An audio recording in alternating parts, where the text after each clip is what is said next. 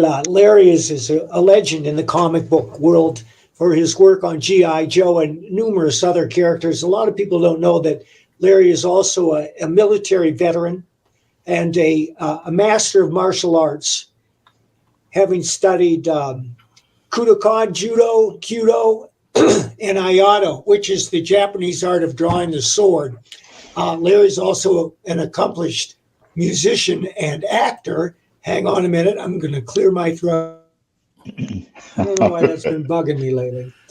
And Larry has appeared on Broadway several times, and he's also worked in film. I believe one of the films he worked in was The Warriors, which is beloved by all action movie aficionados. You were in The Warriors, weren't you, Larry? Very briefly.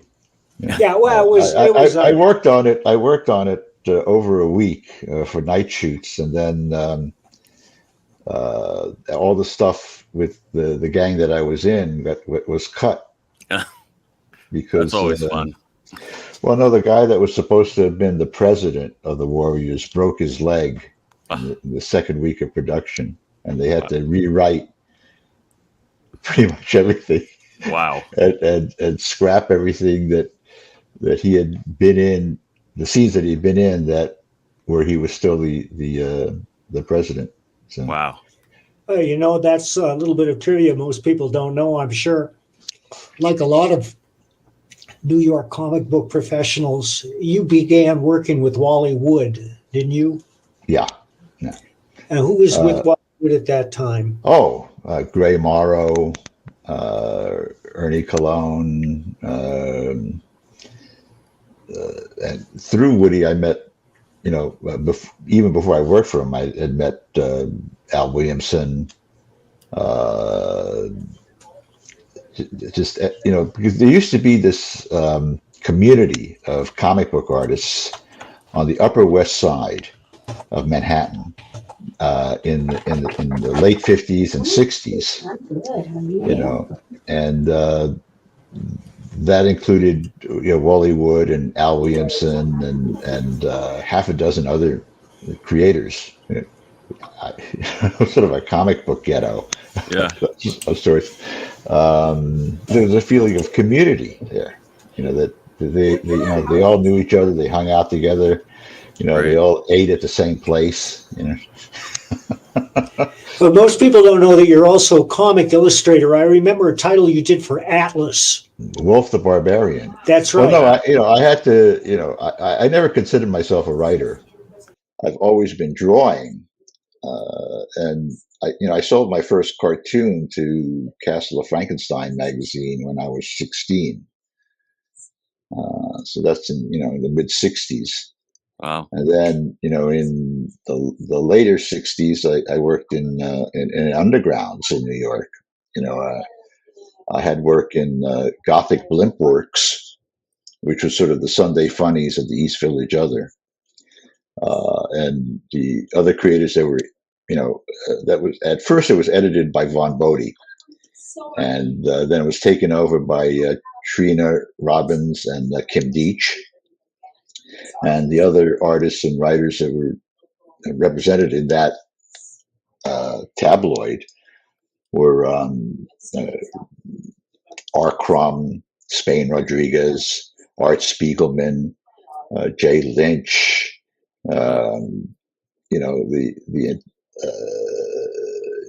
the entire spectrum of the early, underground guys, and also, young, the young upstarts like me and Michael Kaluta and Bernie Wrightson. We all got our first stuff printed in Gothic Blimp Works. Well, I knew Spain Rodriguez. I never. I think I met Crumb once, much later. But I knew Spain, and I knew Trina, and I knew Kim, and Jay Lynch and Jay Kinney, and I'd gone to the same high school with Art Spiegelman. So Oh, wow. and I went to the High School of Art and Design in New York City, which graduated more comic book artists than Wow. than any 10 other high schools put together. I mean, that was where Alex Toth went, Dick Giordano, Neil Adams, Joe Jusko, Joe Rubenstein, uh, the list. Oh, Frank Brunner, Ralph Reese. The list goes on and on. My illustration teacher for 2 years was Bernard Krigstein. Wow. Yeah, that's how good a school it was. Choosing the right school is really sort of important because, the reason people go to like Ivy League schools is that at those institutions you meet all the people you're going to, right, interact with for the rest of your career. Yeah. And being an alumni of art and design throughout my career in advertising and comics and illustration, the percentage of people you meet that were also alumni were extremely high. Yeah. Was that your decision to attend art and design? Well, yeah, you had to take a test. Wow. You had to take a test and go and submit a portfolio and do an interview. So, you were going to school with the very best there was in New York City. Unfortunately, New York has, sort of gotten rid of all that. They wanted to eliminate testing. So, so anybody can go, which Right. is a good thing and a bad thing, because a lot of what you learn, you learn from infusion and from osmosis from your fellow students. Right. Because you're all absorbing stuff and then you help each other out, being thrown into this stew I remember just looking around at other students' work and going, oh my God, how am I ever going to keep up with that? Keep up with that, because some of these people were really, really good. But that also brings home the point that, that innate talent isn't everything. Right. That a lot of the people that I thought were amazingly talented with in drawing never pursued a career in art because they couldn't take the criticism. The first time somebody criticized them, they just folded. To get ahead in any of the arts, you got to be able to take it on the chin. Repeatedly.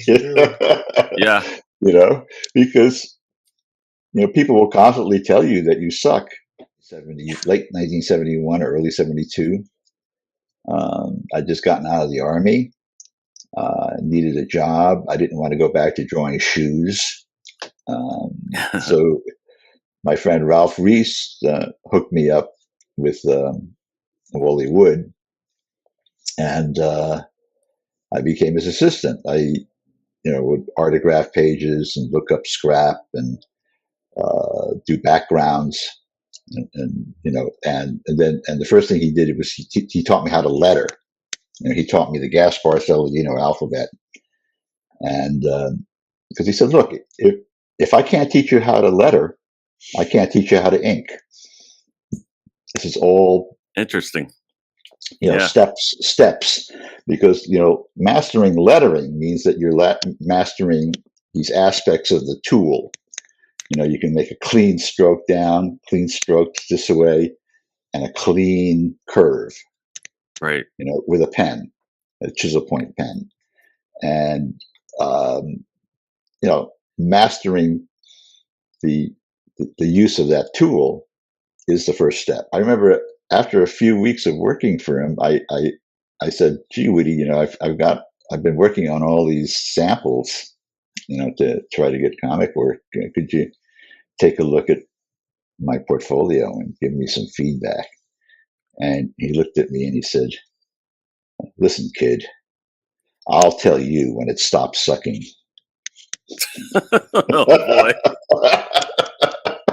I thought your style on Wolf the Barbarian was very intriguing, and I wanted to see more.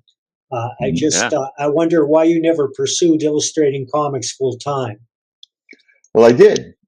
I couldn't get any work writing. I had to draw. I was drawing. I was drawing comics. I was drawing for National Lampoon with Ralph Reese. We did, dozens, a bunch of stories for National Lampoon. We did stuff for Children's Television Workshop, and I had a table at Continuity. I sat next to Neil Adams for 3 years, and so a good deal of my time was spent drawing storyboards and motion boards, all of which were inked by Neil. Oh, wow!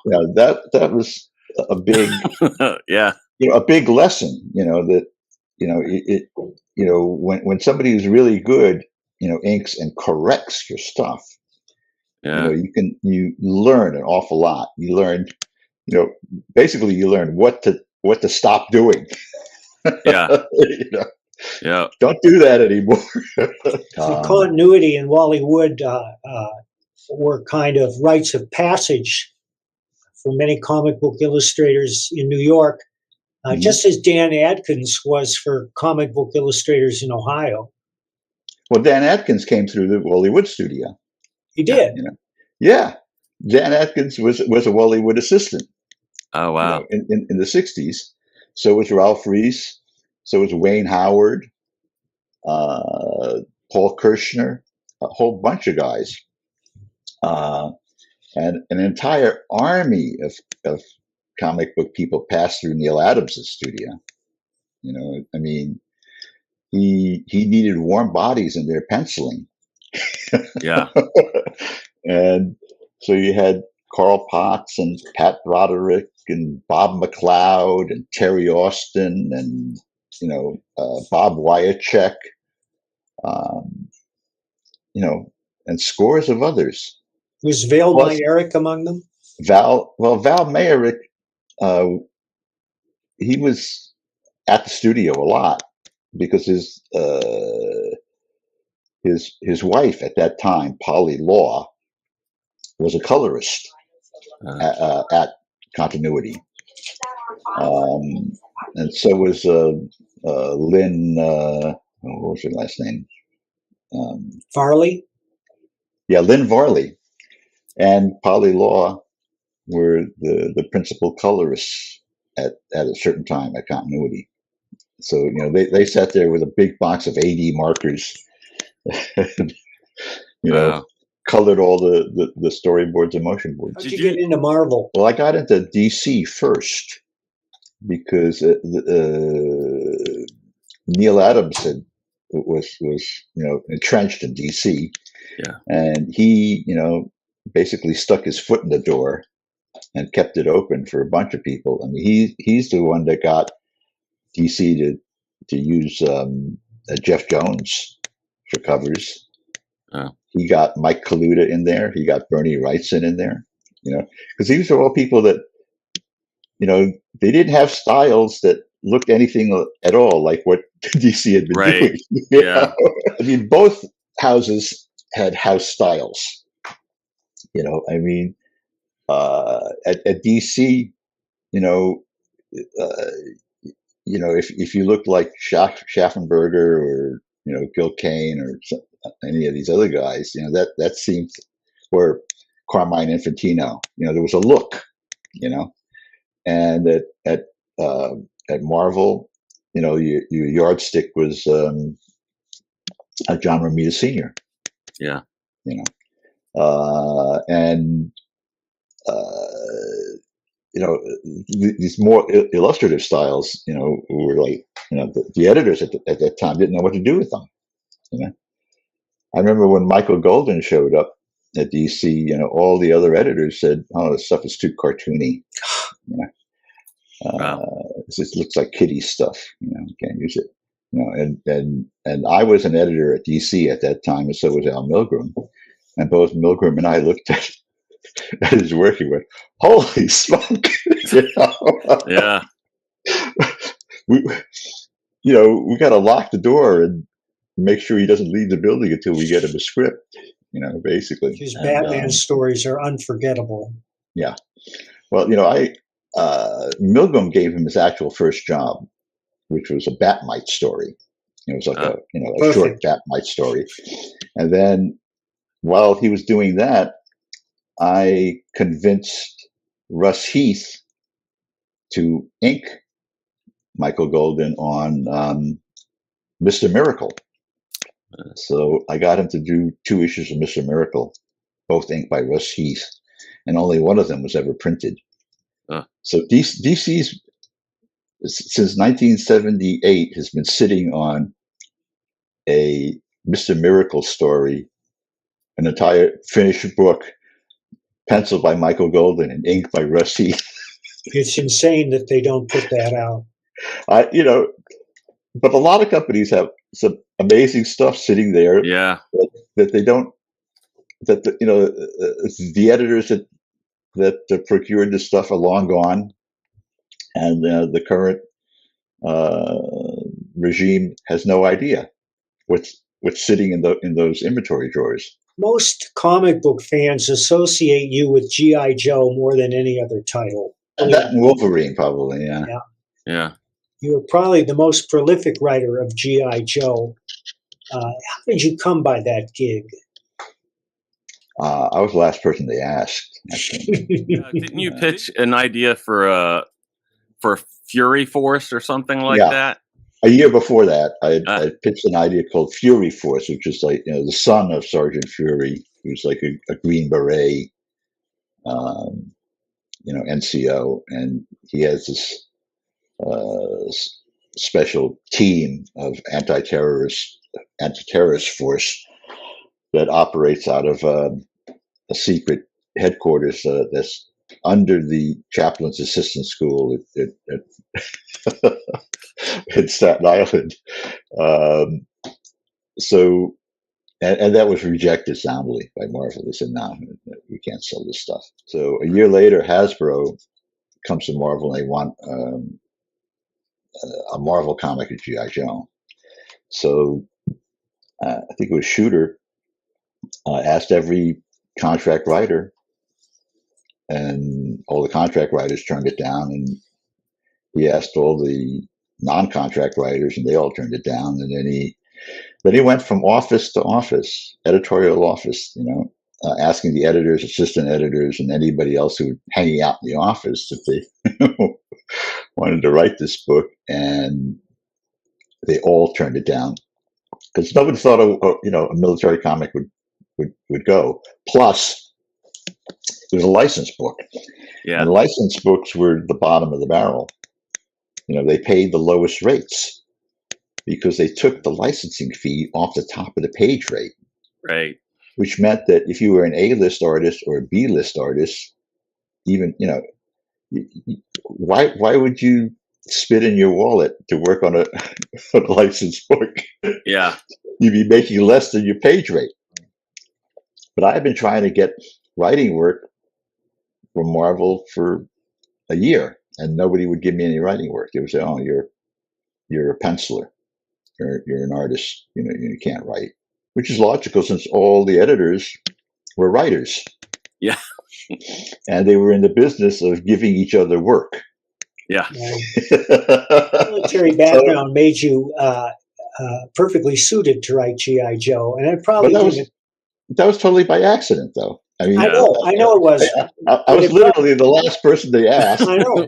And I had been trying to get writing work, and I've said this 1,000 times. If they had offered me Barbie, I would have taken Barbie just to get my foot in the door for writing.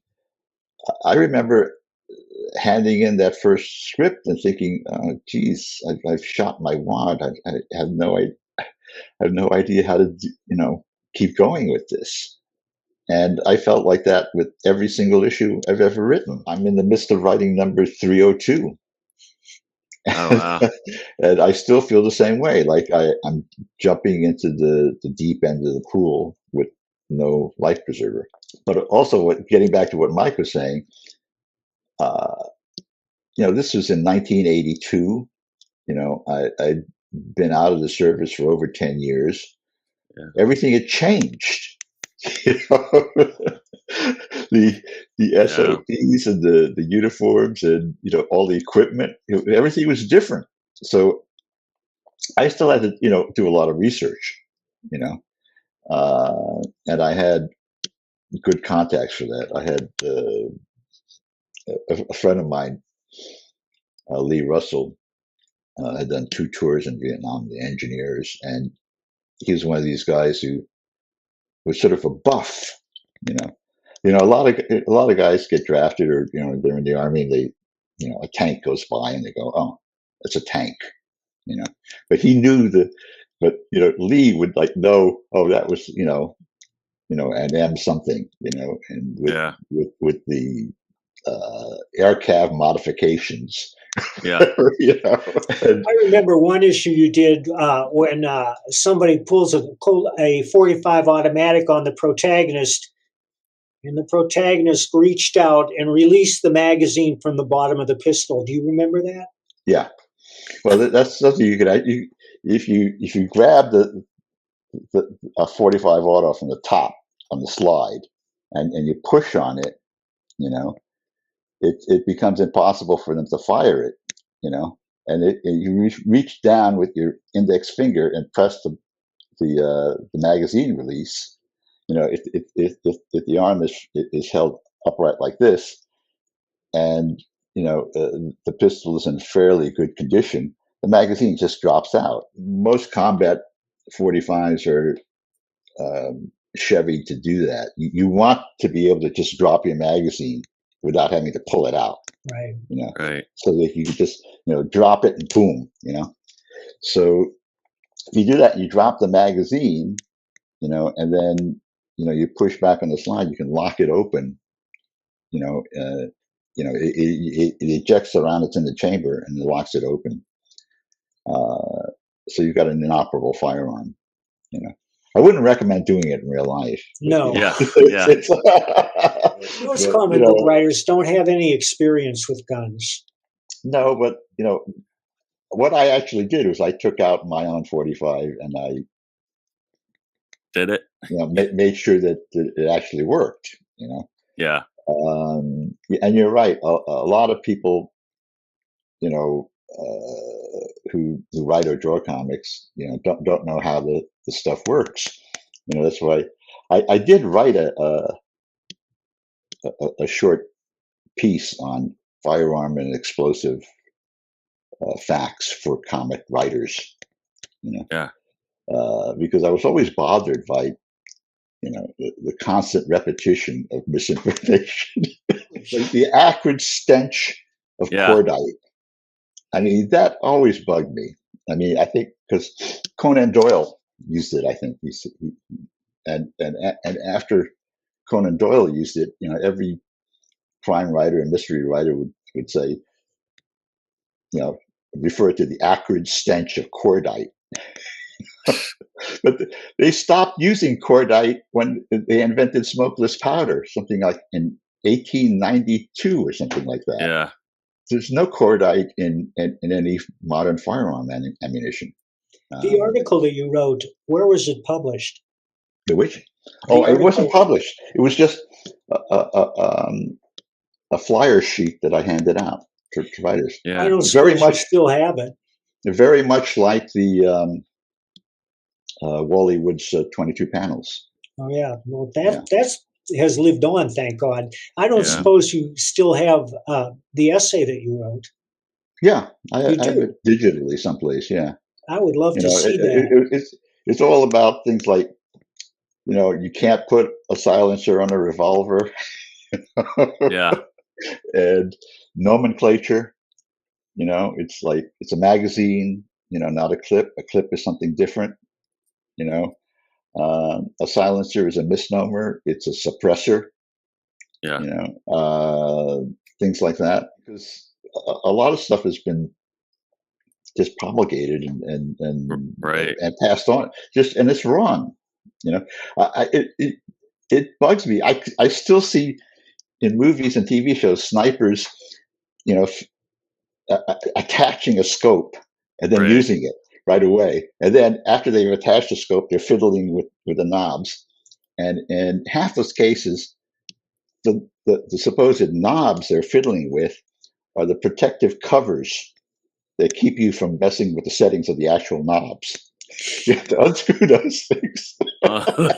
So all they're doing is like unscrewing and screwing back on the covers, and it's like, man. But if you put a scope on a rifle, you have to go out to the range and you have to zero that thing. Yeah. Because it's going to, the scope isn't automatically going to align, with your barrel.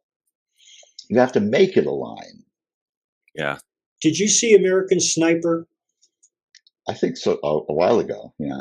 Do you recall if they got it right? They got a lot of the stuff right, but again, the most egregious thing that they get wrong in sniper movies is like the image they see through the scope. I mean, if you can see a person's face through a rifle scope, you're close enough to like hit them with a brick. Right. If your target is 200, 300 yards away, their head is going to be like a pinpoint in that scope. I just watched a movie called The Red Ghost, Nazi Killer. It's a Russian movie about a Russian sniper during World War II. Mm-hmm. And from his position several hundred yards away, he drops 5 guys with 5 shots. Well, that's not impossible, Yeah. I mean, Carlos Hathcock, did better than that in Vietnam. He was like, I think, the highest scoring sniper in Vietnam. He took out a VC officer at over a mile. Wow. Yeah, but he had with a Ma Deuce 50 caliber with a scope mounted on it, and the darn thing doesn't even have a trigger, let alone a set trigger. It's got a spade that you have to push with your thumb. And you can't really set it for single shot. You just got to do it the correct pressure. And he dropped the guy. There's some stuff that you see in those sniper movies that are totally, the whole thing about, shooting right through the scope. Right. The bullet going right through the guy's eye. Yeah. Yeah. Saving Private Ryan is an example of that. Well, Saving Private Ryan, they had a left-handed sniper in World War II, which was like, no.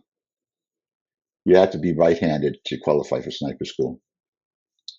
Because everything ejects is on the right, right? And if you watch Private Ryan, he's shooting a bolt-action rifle left-handed, and the bolt is on the right. So, he's got to like, the machinations he has to go through to reload it are totally impractical. Well, boy, that, I thought that was a neat scene. Now it's ruined. I know. Carlos Hathcock was the inspiration for Stephen Hunter's Bob Lee Swagger. Right. Are you a Stephen Hunter fan? I've read the stuff, but Hathcock actually was injured fairly severely at the end of his last tour. Severe burns. I didn't know that. Yeah, and that's when he became an instructor, I think, at the U.S. Army Marksmanship Program, and I believe it was at Benning at the time. Yeah.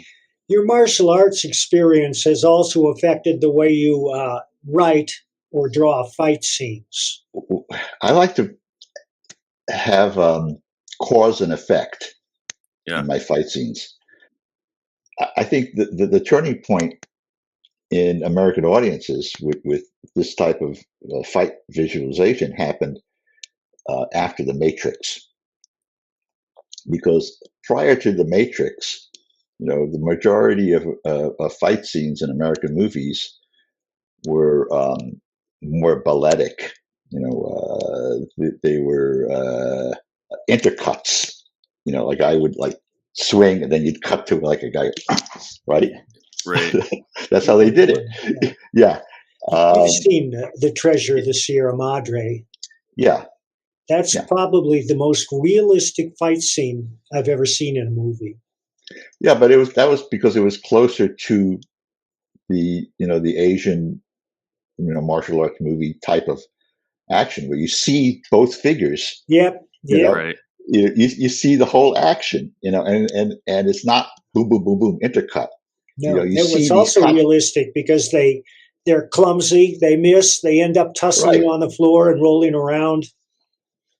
Yeah, and when the Matrix happens, all of a sudden the American audience is seeing exactly how it's done, the cause and effect. Right. And they're full figures filling the frame. Well, Chinese cinema had been doing that for a couple of decades before The Matrix. Sure. And of course, Bruce Lee came out before The Matrix. So there were examples of beautifully choreographed fight scenes. I'm not saying they're realistic, but to the audience, they were a revelation because you could see the moves unfolding in real time and know that the actors weren't pulling any tricks or special effects legerdemain. Exactly. And that's, once that genie was out of the bottle, you couldn't stuff it back in. It's very, it's unheard of to be able to do a fight scene the way they would do a fight scene in an old John Wayne movie anymore. Right. And The Matrix is the watershed. Thing you try to have the cause and effect and everything with, well, even if it's fantastic. Yeah. I like that. See the cause and effect, and I like to see it, clearly shown in the visuals. Right. To me, it always bothered me about captions that explain. They explain it. What's supposed to be going on in the picture. Show don't tell. Yeah, that when I started doing G.I. Joe, I didn't use any captions or thought balloons, which was sort of anathema at the time. Right. Because in 1982, comics were extremely caption heavy. Right. Stealthily he entered the room as the ambient rays of moonlight streamed across. And I'm going, you should show that in the picture, not explain it. You should absorb the story the way you absorb a movie, through the dialogue. Exactly. And the action. And from what you see. Right, from what you see. And, there's a lot of writers, comic writers out there who don't have that good a visual sense, I guess, because, you run into like 6 pages in a row of people sitting in a room talking. Right. Explaining the plot. Well, I hate to tell you this, but a lot of modern comics are still extremely caption heavy, to the point where the words blot out the pictures on some pages. That's what happened to me. I was doing a comic. I had spent an entire day doing this elaborate background, for the Himalayas and clouds scudding and, rays of sunlight streaming through these clouds and mists in the valley and all that stuff. And the writer decided to cover it all up with something like 10 captions. All the captions were doing was describing the stuff that was being covered by the captions. Well, there's something about the comic book form that encourages novices to look at a panel and say, well, there's a panel, I better put some words there. Right. Yeah. I write plots. I describe what's going on, and then the artist draws it, and then I go back in and I put in the dialogue and the transitional captions, which are always things like the next day. Right. Or, meanwhile, in Vladivostok, I think you still need those types of captions. Oh, you don't write full script? No, I don't. I've never written full script because I like to give the artist as much leeway as possible. I don't know how to write a full script. Well, I always write full script, but I'm aware of visual storytelling, so they're not very verbose. And the reason I do that is sometimes it's important for the artist to know what the character is saying so that he can draw him correctly or help him act appropriately. Right. Well, so yeah, but there's a lot of writers who do not have a visual sense. Right. You know. Right. And I remember getting a script once where the writer said, "Okay, in this panel, J. Jonah Jameson is looking out his office window on the 38th floor of down at the street, and 38 floors down, Peter Parker is coming down the sidewalk, and Peter Parker is looking into a wastebasket on the corner of the street, and in the wastebasket there's a copy of the Daily Bugle, and on the front page of the Daily Bugle there's this headline that reads blah blah blah." And I called the editor and I said, you can't get that into one panel. Yeah. And the editor was like, "Why not?" And I spent 15 or 20 minutes trying to explain why that was impossible to do. You just need 2 insert panels.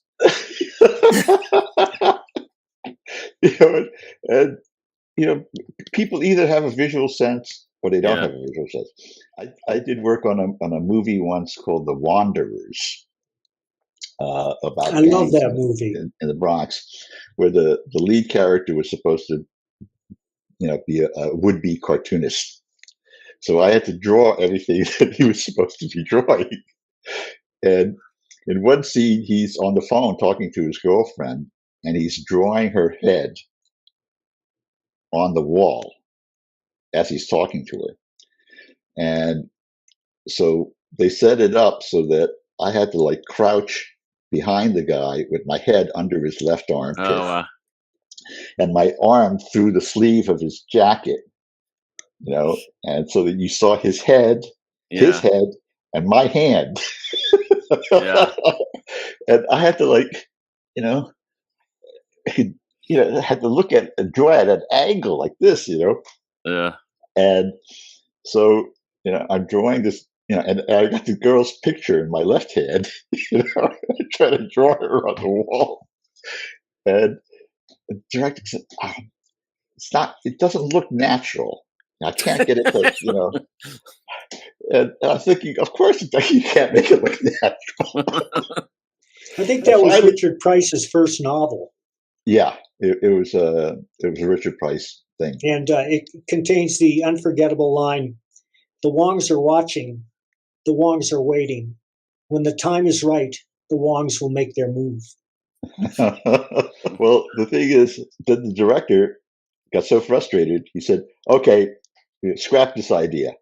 And he takes the pencil out of my hand and he hands it to the actor, which is like a 17-year-old kid. He says, "Okay, that's not going to work. Here, you look at the picture and then you draw her face yourself." And the kid looks at him and goes, "What? I can't draw." And the director said, "Well, just do it."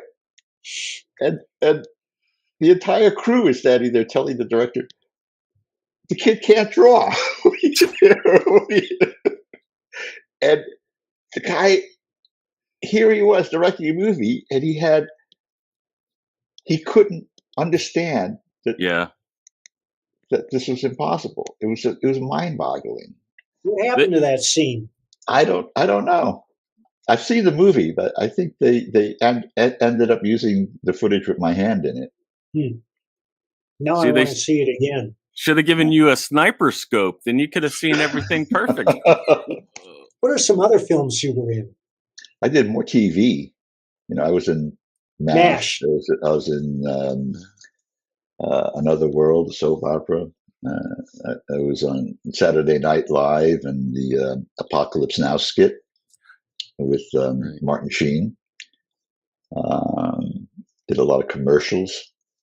I did a Subaru commercial. It was national. Did you have a SAG membership? Oh, I still member SAG. Yeah, I've been in SAG since 1976. So you still have your SAG membership is still active. Oh yeah, I pay my dues every year. I pay my dues to SAG, Equity, and AFTRA. Yeah, I'm a proud union member. Yeah. Larry, have you ever considered writing prose? I tried a couple of times. I had an agent who was also, James Patterson's agent at the time. And I wrote a Chinatown noir novel. The agent sent it around to all the publishers, and they all said, "Oh, this is really good, but we can't possibly sell something in this genre with an Asian protagonist." And I said, "Wait a second, Charlie Chan and Mr. Moto didn't count." Yeah. Do you still have that manuscript? Oh yeah. And I've updated it a few times. I wrote it over 20 years ago, but then the agent said, "Look, there was a scene in the middle of the novel where there's a scene with this serial killer in this basement in Staten Island. That he said was really scary, and that maybe I should try horror. So I wrote a vampire novel with a teenage protagonist who was half Irish and half Puerto Rican, named Eamon Diaz. The publishers all said, "Well, this is pretty good, but nobody will ever be interested in teenage vampires." This is about 3 years before, Twilight. Yeah, right. The way I got the agent was that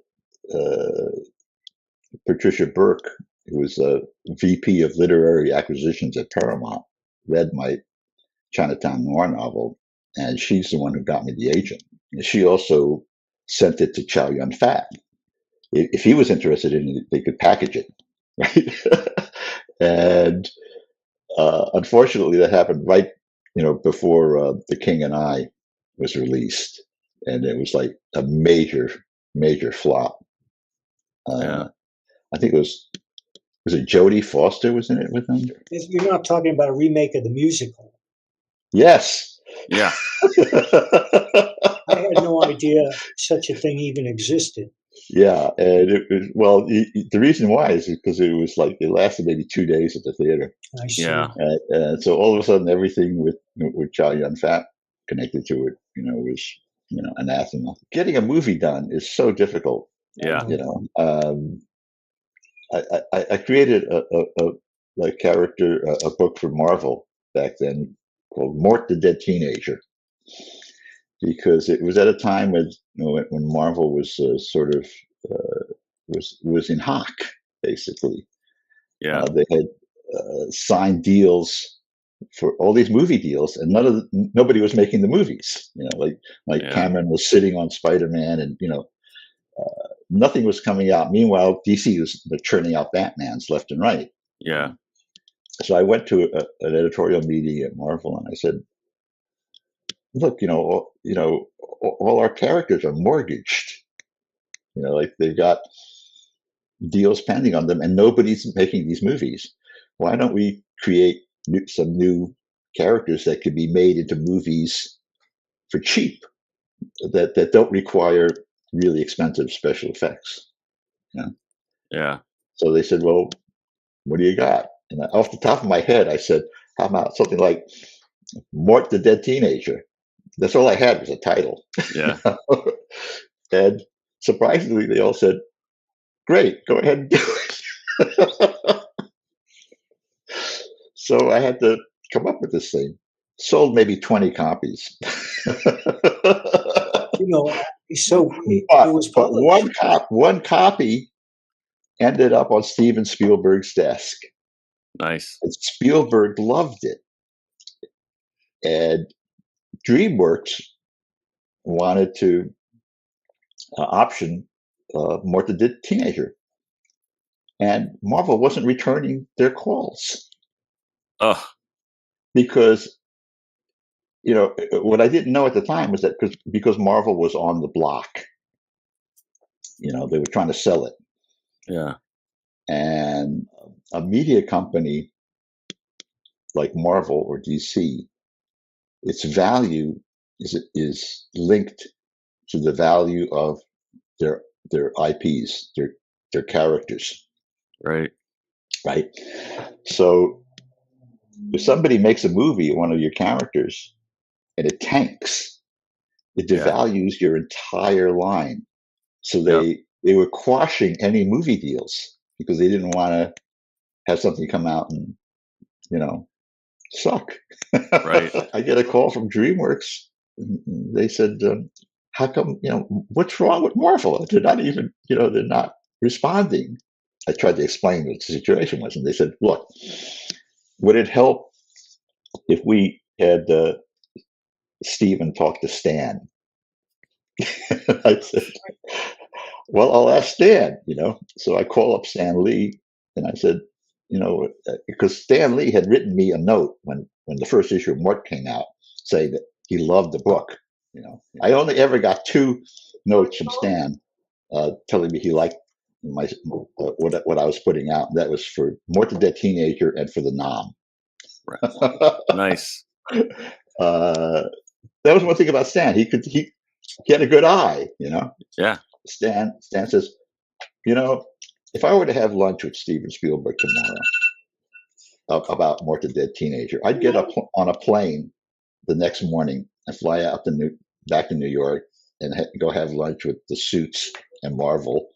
And the first thing I'd say would be, yesterday when I was having lunch with Steven Spielberg, he asked me, what the heck is going on with Mort the Dead Teenager? So eventually they cut a deal and DreamWorks optioned the comic, and I got to co-write a screenplay for it, and I got paid. Nice. But then the director that I co-wrote it with had his movie come out, and it tanked, and that sort of killed the project until about 2 years later, when Quentin Tarantino and Madonna decided they really liked the book, the concept, and they put their money into making a fake trailer to try to sell it, and even that didn't fly.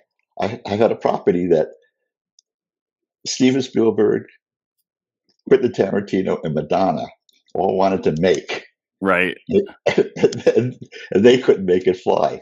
Well, I've written 8 screenplays that I've been paid for. Yeah. And none of them have been made.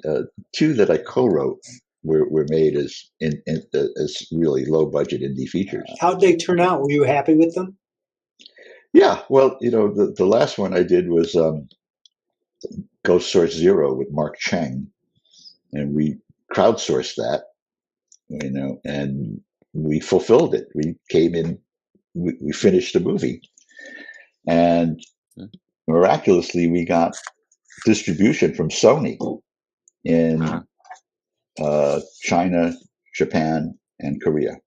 Did you say Code Source Zero? Ghost Source Zero. Ghost Source Zero.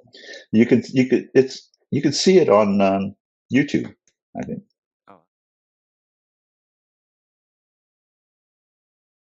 It was all shot in New York and New Jersey. Nice. Were you in it? No. No. Neil Adams is in it. Oh, wow. He plays a computer expert, actually, and he was really good. How bad? What do you got coming up? Is there anything you want the folks to know that you're allowed to talk about? Well, that's a problem. I know. Everything is covered by NDAs these days. Yep. I can't say that G.I. Joe is going to continue. I just can't say where. I've been working on a couple of graphic novel projects. I just got a deal offer on 3 100-page graphic novels from the publisher. I got 2 NFT projects I've been working on, and I've been busy. Fun. Well, is there anywhere you like people to follow your stuff online? I have a Facebook page. I have a fan page, and I have a personal page. All I right. have a fan page called Larry, been faking it all my life, Hama.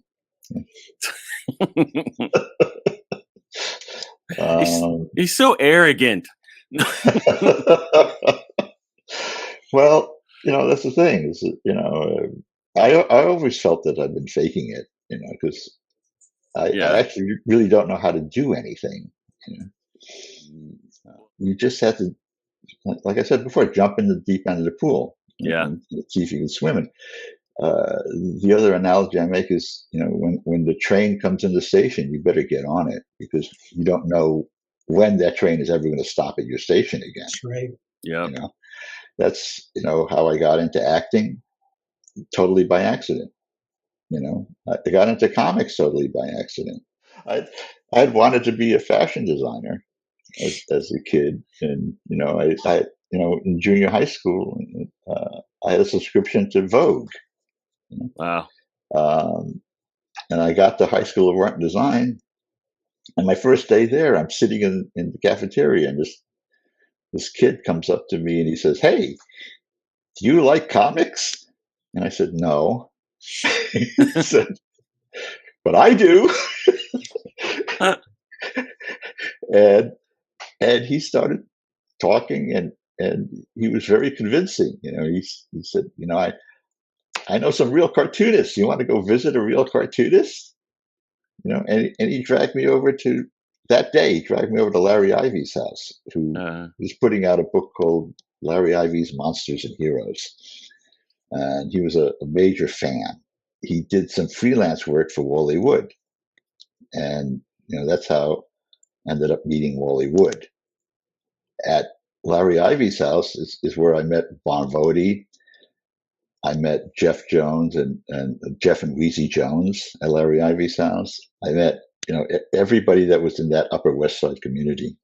And if it hadn't been for this kid, who I'm still friends with, his name was J.D. Smith. Oh, wow. And he's a custom knife maker in Boston now. I thought he could draw rings around me all throughout high school. And he was one of the early Wally Wood assistants. But JD never went into comics, But it was his interest, and his brazenness that he dragged me along to all these places. Like one day he said, "Hey, let's go visit Mad Magazine." I go, "You can just walk in." I said, "Sure, come on." And we go, and he was really charming. He'd say, "Oh, can we come in and look at the covers on the wall?" Because they had all the covers, Wow. like Kelly Freas paintings framed on the walls. And we'd go in there, and they let us hang out in the hall and stare at the paintings. And we would stare at Kelly Freas's Block of Ice painting that he did for a cover for Mad. Wow. And we'd just stare at it like half an hour. And sometimes the artist would come in. That's where I first met Sergio Aragones. Wow. At the Mad office. And then one day, JD says, "Hey, let's go visit Help magazine," which is what Harvey Kurtzman was putting out. So we go to, and these were all within walking distances of the High School of Art and Design. Wow. So we walked 3 blocks to where Help magazine was on, I think it was on Madison. Just one tiny little office, one room with a drawing table and a desk and a file cabinet. And sitting at the drawing table was Terry Gilliam, and sitting at the reception desk was Gloria Steinem. Wow. Talking with Terry Gilliam, and he had a deal with Harvey Kurtzman. He had just gotten out of the Army, I think, and he needed a job. So he was art directing Help magazine for room and board. Wow. He had a cot set up in Kurtzman's attic up in Yonkers. And Kurtzman's wife would make him breakfast every morning, and he was on his own for the rest of the day. Sounds like a good deal. And it was part of his job at help him and Gloria Steinem would seek out celebrities to be on the cover for free, right? So, and Gloria Steinem was really charming. She was able to get some really big names to be on the covers, and they were doing fumettis at the time, which were comics done with photo funnies. Yeah. Sort of. And they would get, Woody Allen was in one of those. They got all sorts of comedians and actors to be in them, for no pay. And so they sent Terry Gilliam to some British comedy review in Manhattan, and he meets this guy named John Cleese. And he convinces John Cleese to be in one of these fumettis. And a few months later, help folds. And, Terry is out of a job. And he had remembered that, Cleese had said, look, if you come to England, look me up. Wow. And that was sort of part of the beginnings of Monty Python. In those days, you could you just walk into offices like that, and you can't do that anymore. Nope. Yeah. Well, you remember, Mike. You could, if you went to Marvel, you could just once you got in past the receptionist, you could just go from office to office. It's true. And that's what people did. And, and that's what we had couches for. People would come in and just sit, and then go on to the next office. But that's how people networked and got jobs. Yeah. When Ditko would come in, he would always hang out in my office because I had known him through Wally Wood. He knew that he could hang out. He could hang out in my office and not be bothered by the Geek Squad. And I had an assistant editor named Pat Redding, who sort of intimidated all the the fanboys, so they didn't want to. She was my Cerberus. Yeah. Well, we'll definitely check out Larry's Facebook pages, his personal, if he still has room, but definitely his fan page. My personal page is full up. Yeah, I got like 5,000 friends, and I actually know about over 2,000 of them. Wow. Yeah, but definitely do the fan, because I'm sure you'll be posting there when the new stuff is coming out and everything. Once you know, I only post about that sort of stuff on the fan page. Yeah. So, thank you, sir. Thank you for having me. Thank you.